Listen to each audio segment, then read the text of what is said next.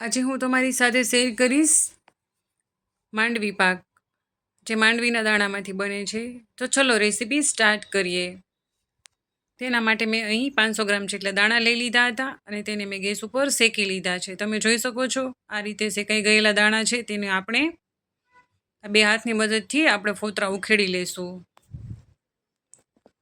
ફોતરા આપણે બે હાથની મદદથી ઉખેડશું એટલે એકદમ સરસ રીતે ઉતરી જશે. અને ત્યારબાદ આપણે એક સુપડામાં લઈ અને તેને આપણે આ રીતે ઝાટકી લેશું. ઝાટકી લેશું એટલે બધા ફોતરા છે તેમાંથી ઉડી જશે.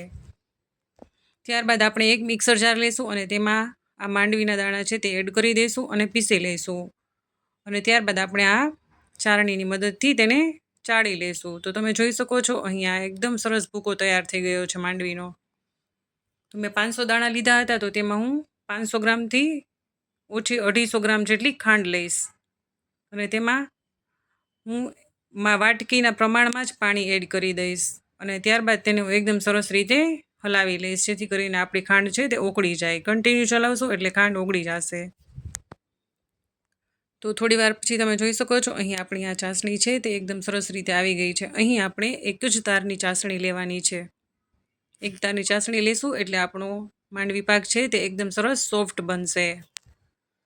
તો હવે આપણી ચાસણી આવી ગઈ છે, તો આપણે તેમાં માંડવીનો ભૂકો છે તે એડ કરી દઈશું અને એકદમ સરસ રીતે હલાવી લેશું. અને ત્યારબાદ આપણે તેને એક ડીશમાં કાઢી લેશું. અને ત્યારબાદ એક વાટકો લેશું અને તેમાં આપણે નીચે ઘી લગાવી દઈશું અને આ રીતે તેને એકદમ સરસ રીતે થાબડી લેશું. તો તમે જોઈ શકો છો અહીં આપણો આ માંડવી પાક છે તે એકદમ બની અને સરસ રેડી થઈ ગયો છે. થાળીની મદદથી આ રીતે આપણે થાબડશું તો એકદમ સરસ રીતે લીસો થઈ જશે. તો હવે આપણે અહીં તેના પીસીસ કરી લેશું. તો છરીની મદદથી આપણે આવા નાના નાના પીસીસ કરી લેવાના છે.